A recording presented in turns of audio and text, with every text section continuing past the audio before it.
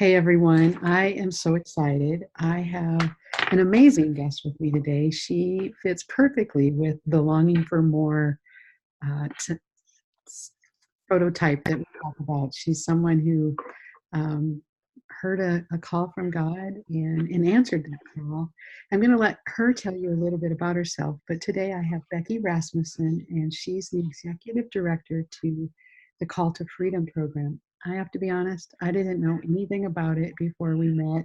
She spoke at a women's group that I was at here in Pierre, probably a month ago almost now. And I was just so drawn in both by her story, but then also by what she does. And I really want to share this with you. This is such an important message on both ends. And so, welcome, Becky. Thank you for joining me today. Let's start out. Just tell us a little bit about yourself, if you would, please. Sure. My name is Becky Rasmussen, and as Vonna told you, I'm the executive director for an organization called Call to Freedom, which is an anti-human trafficking group that offers supportive services to those that have been victimized by human trafficking. And the program has really evolved over the course of the last just under 4 years that we've been functioning in the state of South Dakota. And as we've seen the needs within communities, as we've worked with survivors that have come out of human trafficking from South Dakota, we've really evolved our services. We have a housing project that houses individuals who are coming out of trafficking situations, and primarily women. We are also seeing males that are coming out of labor trafficking and sex trafficking situations that we're starting to serve. And so we're revisiting some of our services to make sure that we're not missing anybody who has been victimized by human trafficking. And so we have 15 staff that now work. And when we started, you heard a little bit about my journey, where we started, where I was working 2 jobs and to start Call to Freedom.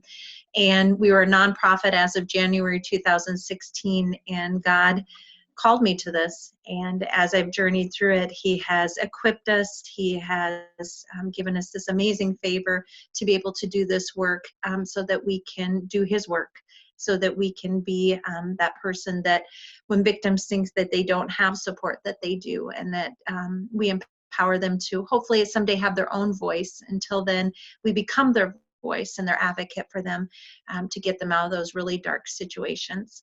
And so I have the privilege of starting the organization, and then also facilitating the organization and running it.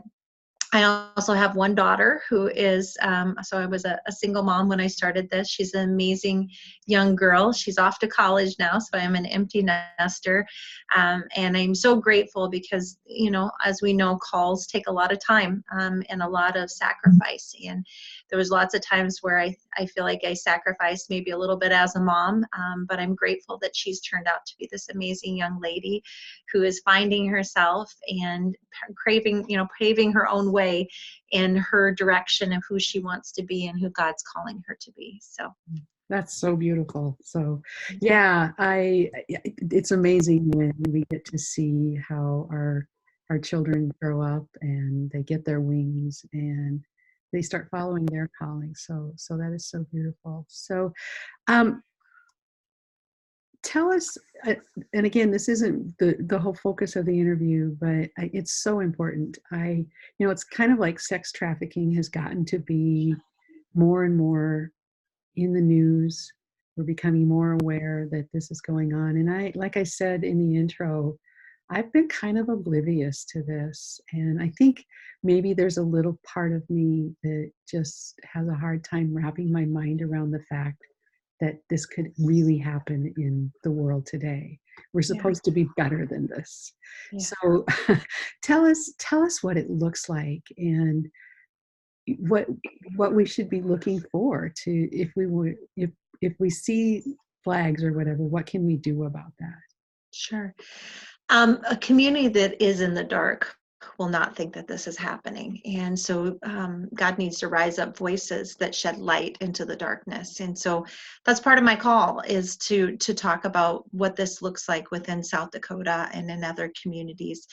And when we started this just under 4 years ago, I never anticipated the need to be so great. But one of the things that there's a stat, 3% of victims are ever identified. That means that 97% of victims go unidentified in human trafficking. We talk a lot about sex trafficking, and that is happening within the state of South Dakota.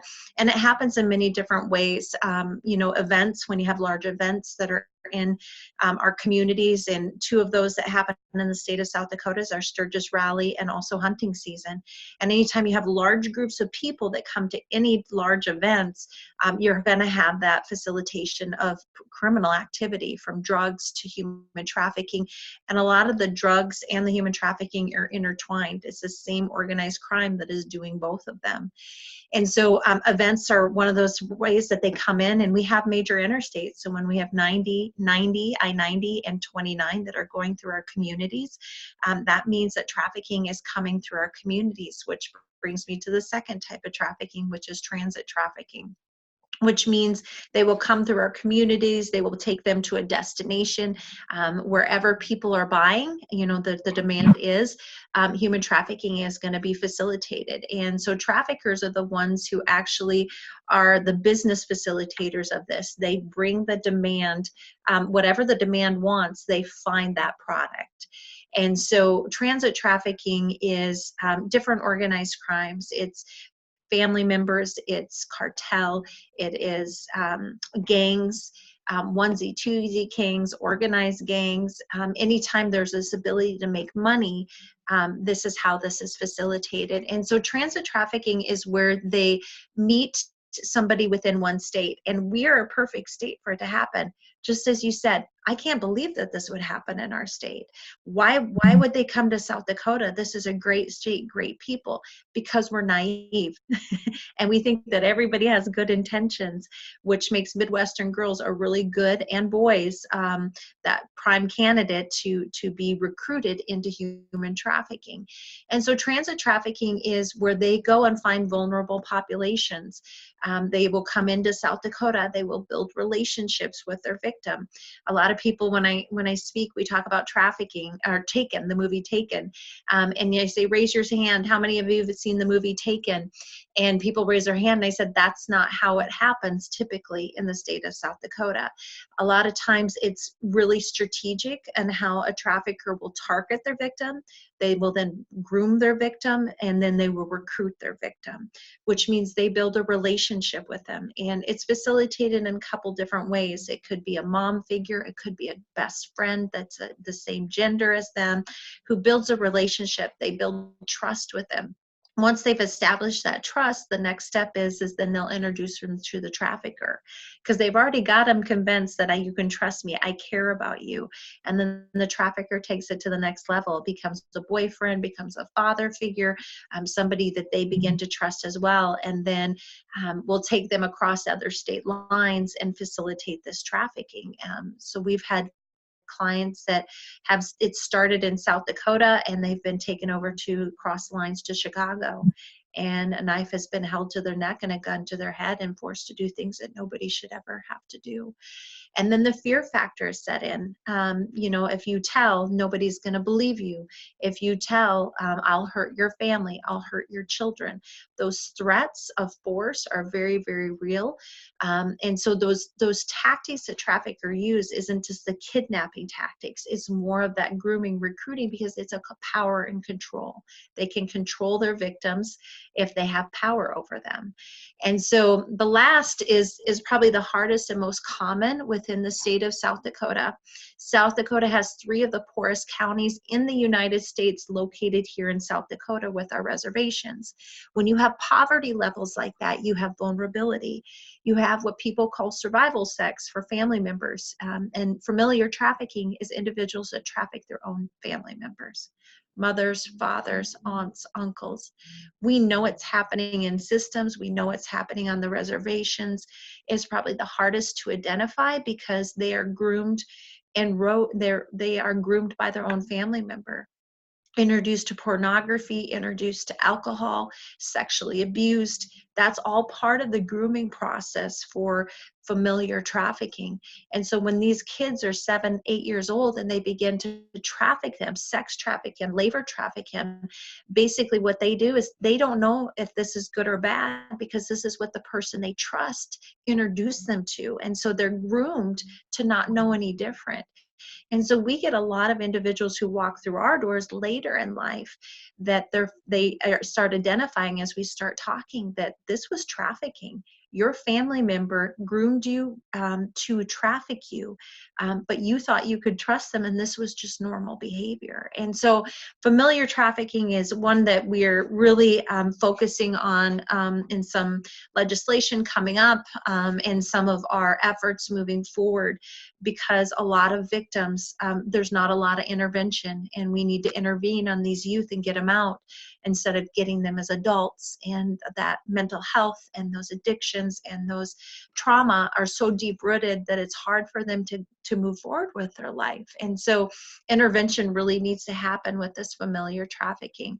So a lot of people say it's not happening in South Dakota. I'm here to tell you that it is. Labor trafficking is also happening. Our vulnerable populations where we're seeing it now is more the labor trafficking is in the immigration population. In immigration populations, you have a lot of deportation, sending them across lines, bringing them over, and they're vulnerable. They have the language barrier.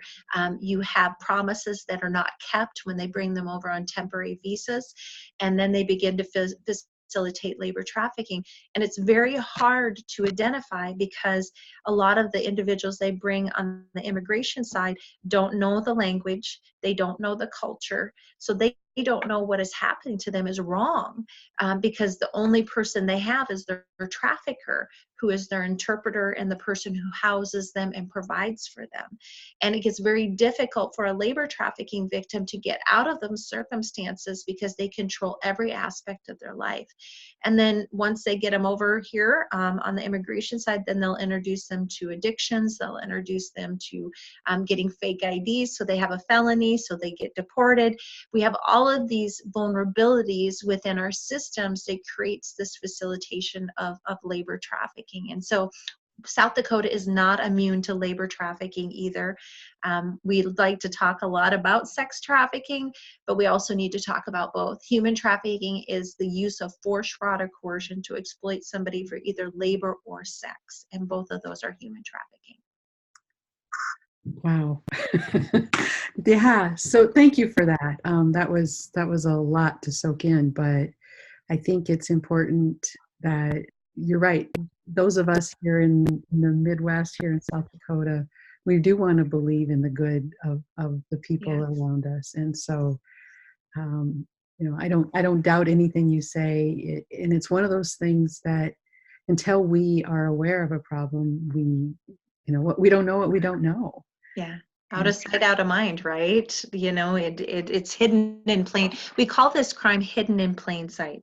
Yeah. Because it's happening within our communities, but most people, like you said, I don't want to believe that happens because it's so horrific, or they haven't been educated to identify it. And when they do, what do I do with it? How do I report? And how do I intervene? And so it's a very horrific topic. It is not selling of cocaine. It is not selling of heroin. It is selling of human beings who should have value, but they've become a commodity, and that's not the way that God designed it to be. So, my whole message is that we are all created for a purpose. Yeah. And God brings us to our purpose through the different things that he leads us to through our life. And we can either have the courage to say, okay, I'm in, let's go do this. Or we can shrink back and say, I'm not worthy. And one of the things that you said earlier that I really loved was that, once you got into this particular activity and helping, God equipped you and has brought everything you've needed to make this happen. And that's such a beautiful message, because I think until we learn to trust that he is taking us and he will equip us, we have a tendency to hold back. And what was running through my mind as you were explaining all of this is that if we could get the message out, like you said, to the young people before and help them realize how valuable they are and that they have the choice to say no and they have the power to, you know, learn when it's time, when it's safe to move forward and when it's not. You can change all of this. We can change all of this Yeah. as a society. So that's really an important message, I think. So without trying to solve all the problems of the world, which Yeah. is really tempting to want to say, well, let's do I know, right? Yeah, every day it's very tempting. right, right. Yeah, but God got nothing, and God is impossible. Nothing. Exactly. But what Nothing. I want to know is, I do want to shift just a little bit and talk about what kinds, I talk about God, I talk a lot about back in the Israelites and when he led them through the desert and crossed the Jordan into the promised land and all of that. And at that time, you know, he gave them the manna that they needed to survive and to get to where they needed to be. And so what were your breadcrumbs? What were the things that now when you look back, you're like, oh yeah, that was preparing me for this all my life? Yeah. Mhm.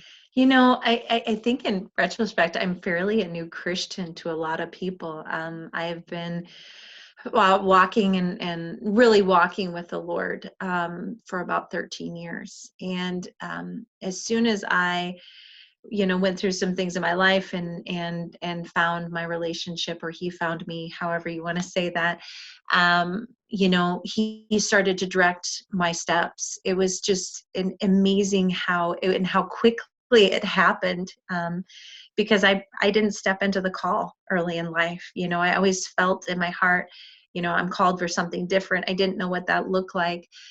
But as soon as I started my relationship with Jesus Christ, he began to direct my steps. And I was working in television, and as soon as I was just like, I commit my life to you, Christ, and all of a sudden, random things started happening in my life, in the sense of I ended up in nonprofit, and so I spent 7 years in a nonprofit that I helped do the marketing and development for, and also worked with survivors through that nonprofit. So they had addiction services, they had counseling services, they had youth services, they had all these plethora of services, and I got to work with these different survivors to share their story. But I also did a program called Street Outreach. So I'd wear a yellow coat and I would go out into the community and I'd reach out to homeless youth. I did that for 2 years. And I just watched this path and then the Lord's like, you're done with that. And I'm like, and honestly, about 6 years ago, I thought I was opening a home of restoration for survivors. And I'm so grateful that he redirected my steps into ministry. I quit my job. I was a faith girl. I was ready to step out and do this for God. And he's like, well, I can appreciate that. You're just not quite ready. And I spent 3 years in ministry, and I worked in pastoral care. I was a minister on pastoral care. I started doing all the outreach. So any vulnerable that would come through the church, I would work with and connect with. And the first survivor we worked with actually came through the church that I worked for before I even started this work. Mhm. And so God was just directing my steps. And when that ministry time came to an end, where I obviously he felt I had learned everything I needed to learn at that season, and I stopped. I went back into television, and I knew that I needed a break. And I knew that human trafficking, to combat, being anti-human trafficking, was still in my heart.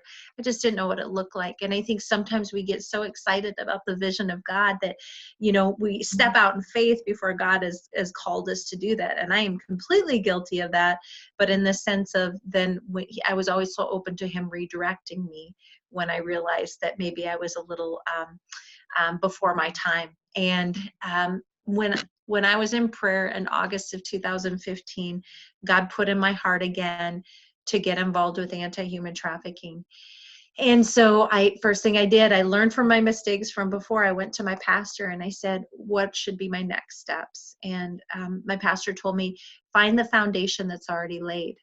Mm. And I said, okay. So I Googled what everybody does. You Google anti-human trafficking or human trafficking in South Dakota.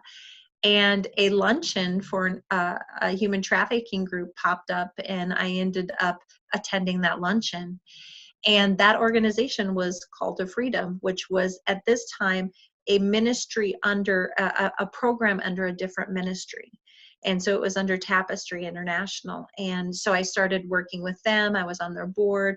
I started just really defining what does human trafficking look like, getting my feet wet, just learning and serving wherever I could serve. And I went to Sturgis, South Dakota in August of 2015 that forever changed my life. I had an encounter with a young girl named Marissa, and it was on an outreach that we were doing at that time. And I learned later that she was a trafficking victim that had been recovered and then later was pulled back into human trafficking. So she was out for less than a year and she was re-recruited. And I started asking the questions, how do you identify a victim and how do you lose them? And they began to tell me that 298 beds across the United States were for women coming out of human trafficking at that time, and only a handful for boys that were specialized. And there were so many gaps in services that they remained vulnerable and they were re-recruited. And I didn't know what God was telling me at that time. And so I went to the woman that I was serving under for the Call to Freedom program. Long story short, she said, I feel like God's calling me for you to take over Call to Freedom. And I was like, what? Like, I did not see that coming.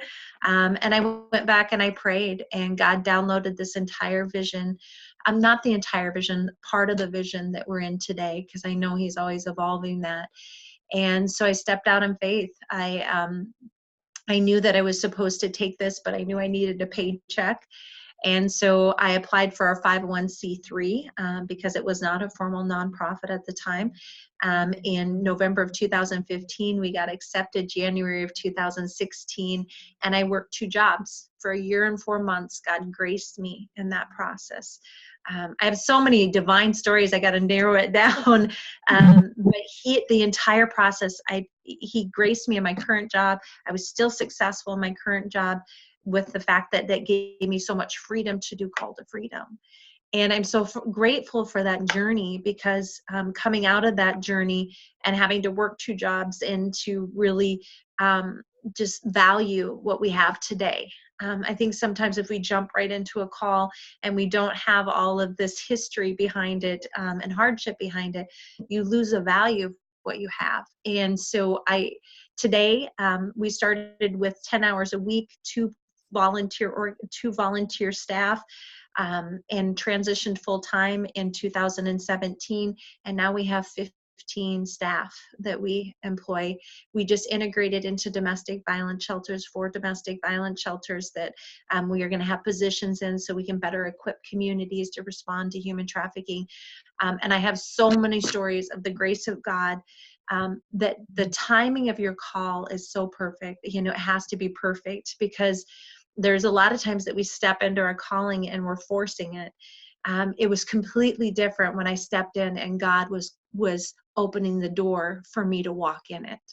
And as I've walked in my call, there has been this favor and this grace upon what we do at Call to Freedom that I could never orchestrate. And it's only by the hand of God that we've served now 272 victims of human trafficking, and we've trained over 20,000 people in the course of the last year, 3.5 years, to having a housing project, not knowing where I was going to get the funding for that, to now getting another grant that we're going to be expanding into tribal communities and doing youth services as well to better protect those. And that is only God. And the right legislator person shows up, or the right donor shows up, or, and a service provider, it never fails. And I'm so grateful for that. Yeah.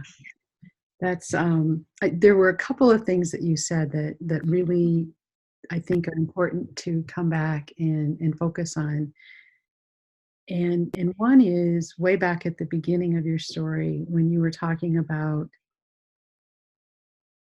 it didn't really start to come together until you developed a relationship with Jesus. Mhm. There are a lot of us, a lot of us who call ourselves Christians. We are Christians. I don't mean to take away from that, but we're kind of just going through the motions. We're sitting in church on Sunday morning and we're volunteering for the different things that they ask us to raise our hand for, and we're doing it, but we haven't really, like you said, just opened our hands and said, I'm here, Lord.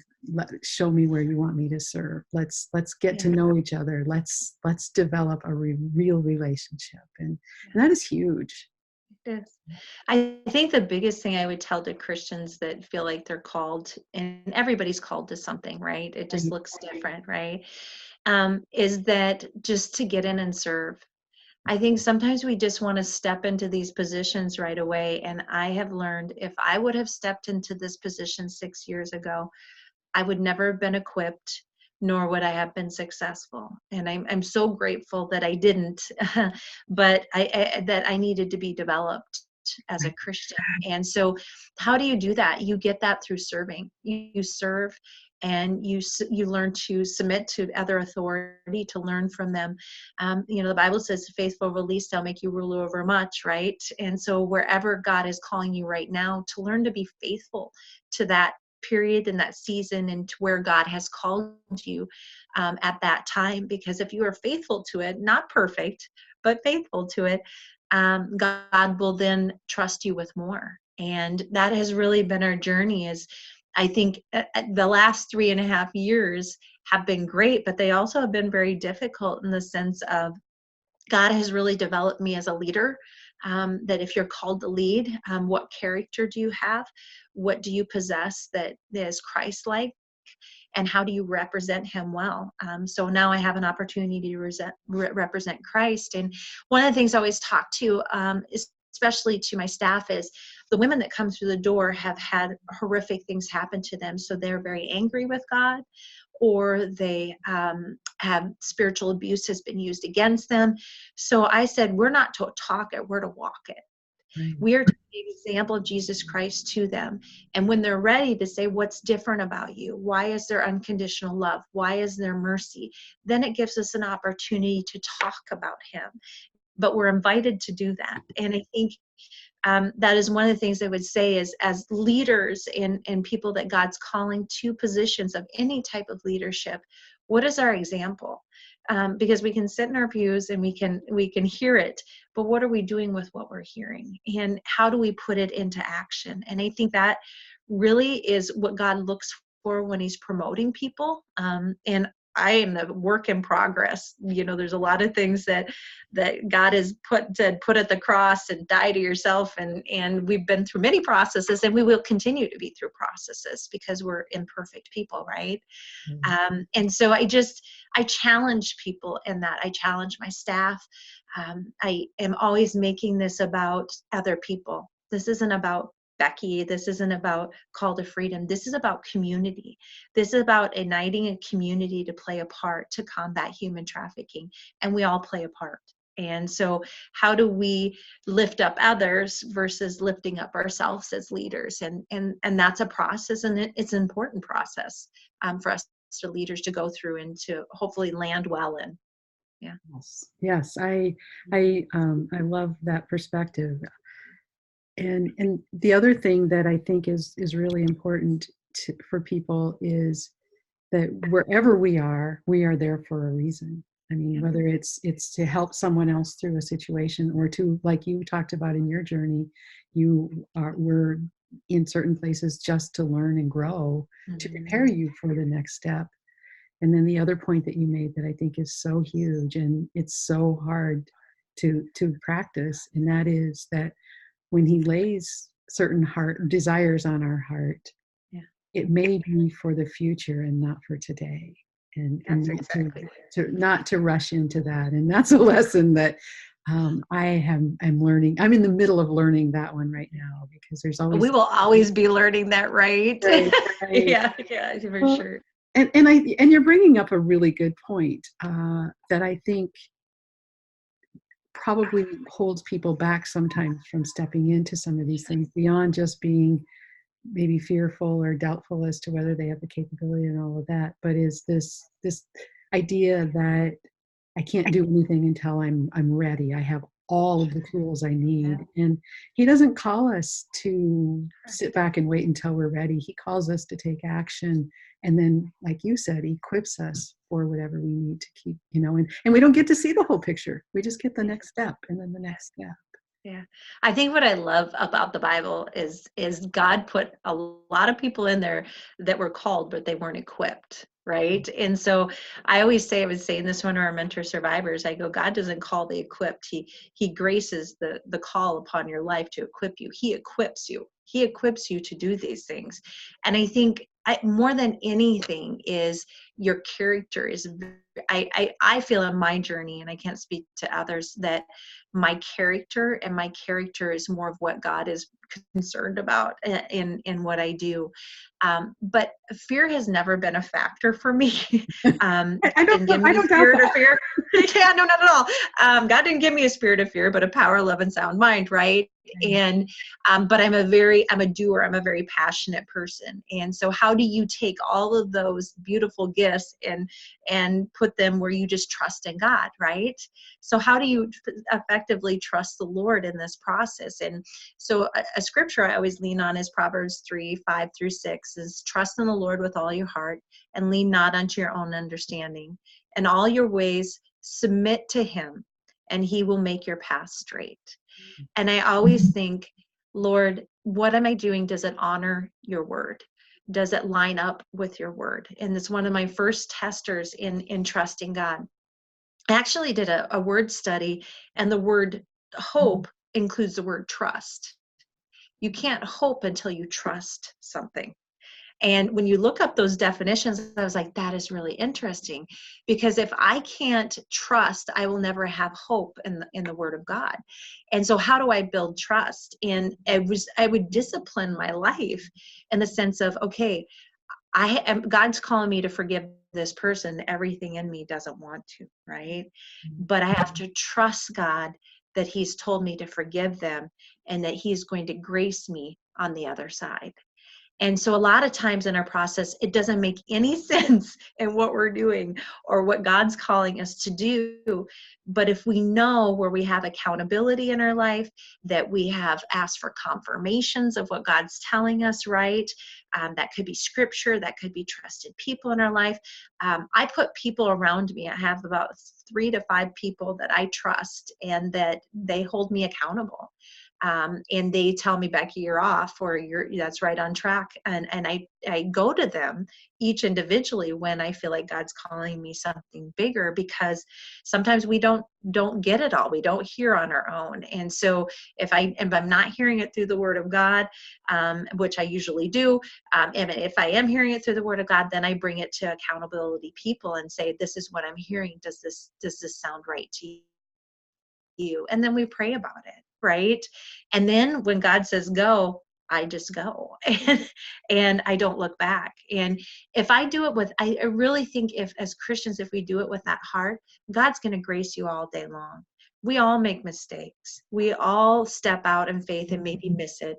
I gave you examples of when I did, but God's not going to let you fall if you do it with the right intentions. And he's faithful like that, and he is good like that. And so even if you step out and you miss it, it's okay, because God's going to grace you in that process. He's going to just acknowledge the fact that you stepped out. And as long as you're still continuing to hear his voice and follow that voice, we all make mistakes. If we didn't make mistakes, we wouldn't learn. And we Right. wouldn't be able to go to that next level. Yeah. Right. Something else that struck me as you were talking about all of the people in the Bible that he has equipped to do things. The thing that always stands out for me when you kind of start going through some of the really big names is how imperfect they are. Right. It's not like these were people that had, were born true leaders and all of that. I mean, he took them and molded them to be what he needed them to be, whether they were, prostitutes or it doesn't matter. Yeah. Yeah. And I think that that's a really good reminder for us that he can work with anything, and we can make the biggest quote mistake, and he'll figure out a way to turn it into good if we just keep trying, as you say. Yeah, yeah. I look at David, and David was the last that was chosen by his dad and the prophet. He was the least likely to be chosen. And you look at Joseph, he got the dream at a very early age, but then he went and told everybody, I got the dream. And then he went into slavery, right? And so it's just, you look at all, and I love that God put their imperfections in the Bible. Right. And you have to stay there, but he shows you when you're imperfect what's the process to get to that next step from that imperfection, right? And there's so much grace in that. And that's why even with survivors, I say, when I know that God's calling them, I can feel it. It's one of my giftings that I can see things in people, and where God will potentially take them. It's their choice if they're going to go there or not. But it's my job to help, guide them in that way and hopefully develop them with the help of God. And I always say to them, your past doesn't define your future. It doesn't. But God can take your ashes and make it into beauty. And he can take your past to help somebody else for something greater. And that's what I love about this. And this is what I love about what God does in people's lives, is that he sees people fearfully and wonderfully made, even though they don't see that themselves, or the people that were in their lives didn't say that about them. He can take that and he can create a new identity in people. Amen. Amen. We're both kind of preaching here, aren't we? Yeah. No, this is just, I mean, it truly is, covers all of the spectrum of my living your more. I mean, it doesn't matter where you start from. God can take it and he can build it into something to help further his kingdom. And really that's what it's all about. Yeah. And the enemy wants to lie to you.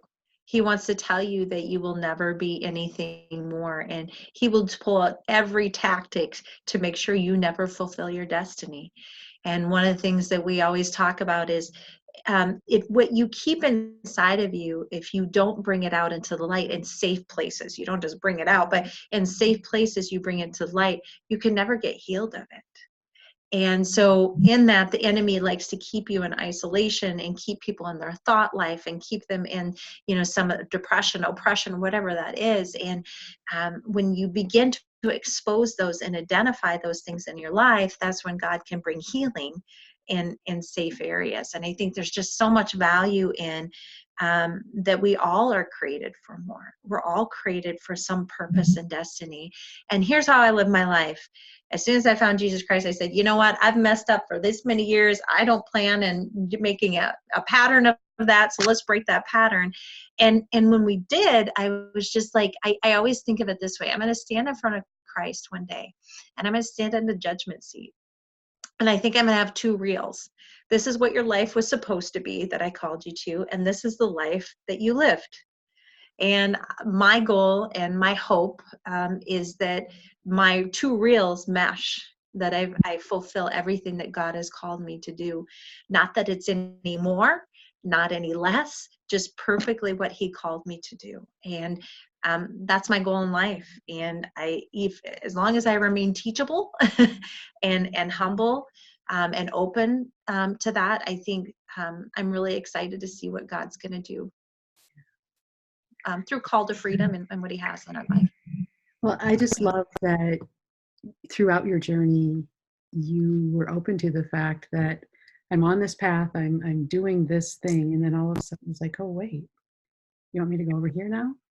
Okay, let's do it. And I think that's just simply beautiful, because he does have us, leads us to wherever he needs us at the moment. And Call to Freedom may just be another stepping stone to something entirely different for you. That's right. And I'm This- open to that, I figure if that is the case, I need to do a really good job of pouring into my staff now, so that God can prepare, if He is preparing me for another level or something different, that I've already equipped and laid the foundation here. And I want to always do things with excellence. And I think sometimes we can get really busy, right? And lose perspective of that. I think we're all guilty of that, including myself.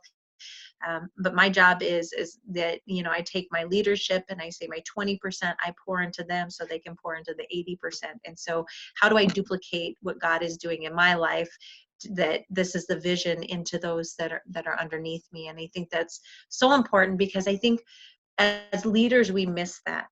We get so focused on what we're doing out in the community or what we're doing here. And I was guilty of that a year and a half ago. And God said, no, I'm calling you here to pour into them so I can do something greater on a greater capacity. And, as soon as I got that, I mean, literally that year and a half, when that change came to me as a leader and I heard God's voice and I heeded to it, we were at 3 staff at the time, and now we're at 15 within a year. This amazing growth came, and it all stemmed from me as a leader. It stemmed as, are you ready to handle what I'm about ready to give you as a leader? If you're not, this is all I'm going to give you. And as soon as I heard that and I heeded to that, and I'm still in a process with that, this amazing growth came. And I go, oh, I get it. I get it. Like, it's about developing me and me being faithful to where you're calling me to right now. Because anti-human trafficking, a lot of people can use it as platforms. And I said to the Lord, I never want this to be a platform for me. I want this so that I'm faithful. Even if you called me to 10 people, am I faithful to those 10 people? And not losing sight of what God has really called me to. And if He does call me to greater, great. I look forward to the journey. If He says, Becky, you just stay here and do what you're doing, then I'm going to be okay with that. There's something about stepping into your call and purpose that gives you a joy and a contentment and a peace that you can't find when you try to search for it on your own. And that's where I'm at right now. And I'm just really excited. And I'm very much about wanting to make sure that we help as many people as we can, and that we're making as much change as we can for others that are stepping into what we're doing in the future. Yeah, and I love the fact that your calling isn't just to serve the victims, the survivors.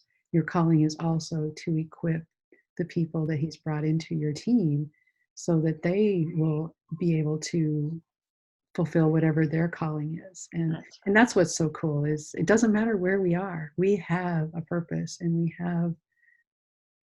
we can serve, whether it's a stay-at-home mom and but raising those babies to be the best people they can be, or the leader of a huge corporation, or anything in between. There's a purpose for where we are, and truly it's all about helping everyone develop that relationship. Yeah, absolutely. Absolutely. This Yeah, is I'm so grateful. I'm so grateful for my relationship with God. There are many times I'm like, I don't want to do that. I don't want to do that. I'm not equipped to do that. And or I just frankly don't want to do it. But I'm just like, you're always right. You've never failed me. I may have failed you, but you've never failed. And one of these things, even when my staff comes in, they have a family loss or somebody's sick or they have struggles in their life. I go, and one thing I tell you, God is faithful. He is faithful, and He is faithful. No matter if you can see it, feel it, He is always faithful, and He's working behind the scenes in His faithfulness to interact. I don't know what it looks like. I don't know how He's going to play it out. But the one thing you can hold on to is His faithfulness. And He has been faithful to what we're doing at Call to Freedom.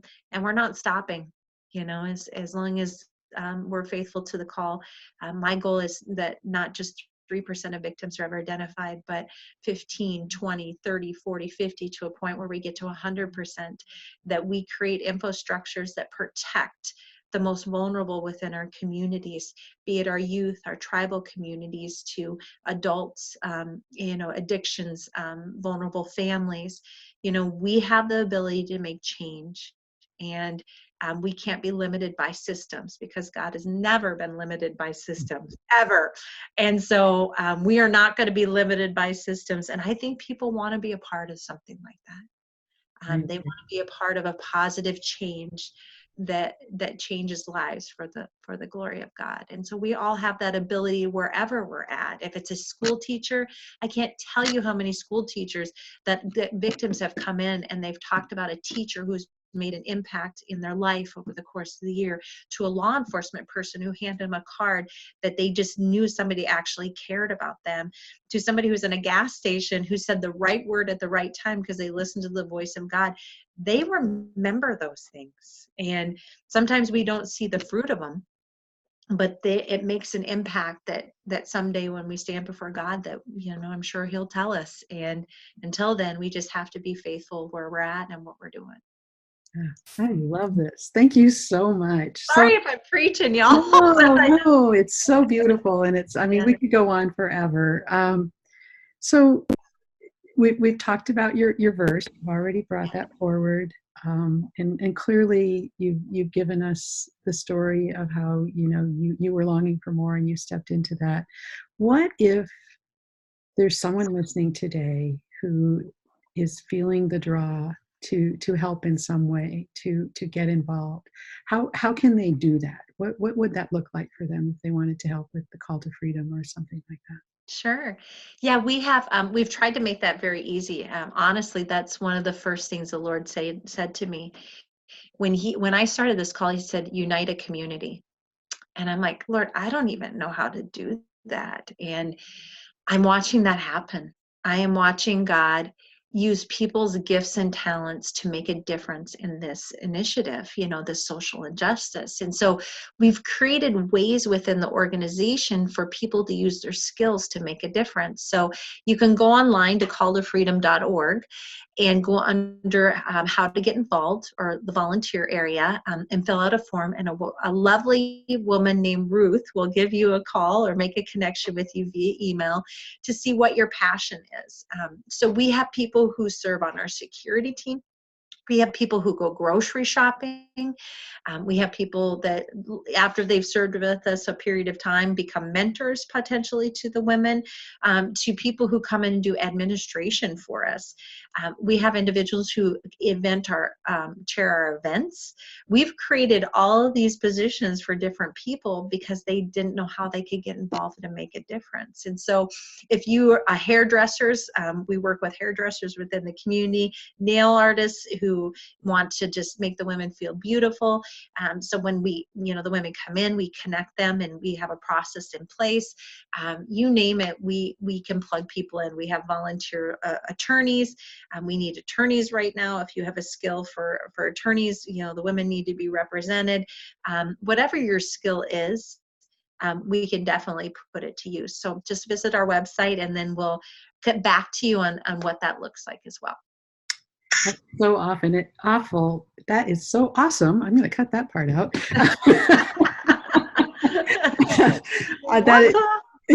That is so wonderful. And what I love about that is that you are allowing people to step forward. There's a place for everybody, regardless of what their gift is. And that's really what life is there's a place for everybody, regardless of what our gift is. We just need to find what brings us to life and what makes us feel complete and fulfilled. That's one of the first questions I say. What is your passion? Yeah. I want to get involved. And I'm like, well, tell me what your passion is. And there's been times where I've seen passion. I felt like God has led us and we've created new positions specifically for people because they're part of the solution. And it's just amazing. We have so many volunteers doing so many different things, but they love it because you're exactly right. It's their passion. It's their gift. It's something that they can bring to the table that they know they're good at and they're very passionate about. And it ignites something in a community that nothing else can. Everybody wants to have purpose. Everybody wants to have value. How do we ignite that in people? And that's finding their passion. Right. I love it. Thank you so much. I just feel so blessed that we happened to be in the same room that night that the lights went off. I know, right? How random is that? I Yeah. just, and I have to tell you, I've done television, I've done live shows. This is my first podcast. So thank you so much for having me on. And nothing gets me more excited to be able to meet amazing people like yourself that have a heart to pour into other people. So thank you for what you do.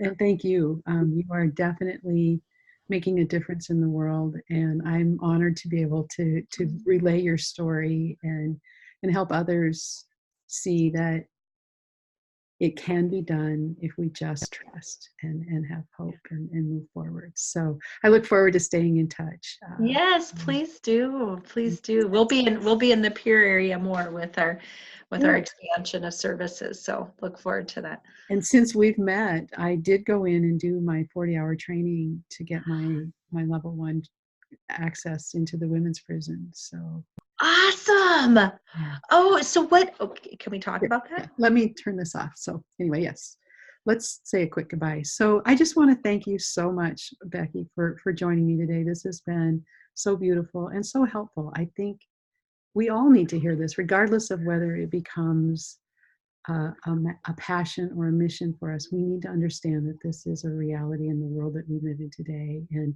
even if we can just make a phone call, if we see something that brings makes us question if it's right, we need to take that step. So thank you so much for sharing this. It's been beautiful. Thank you for having me.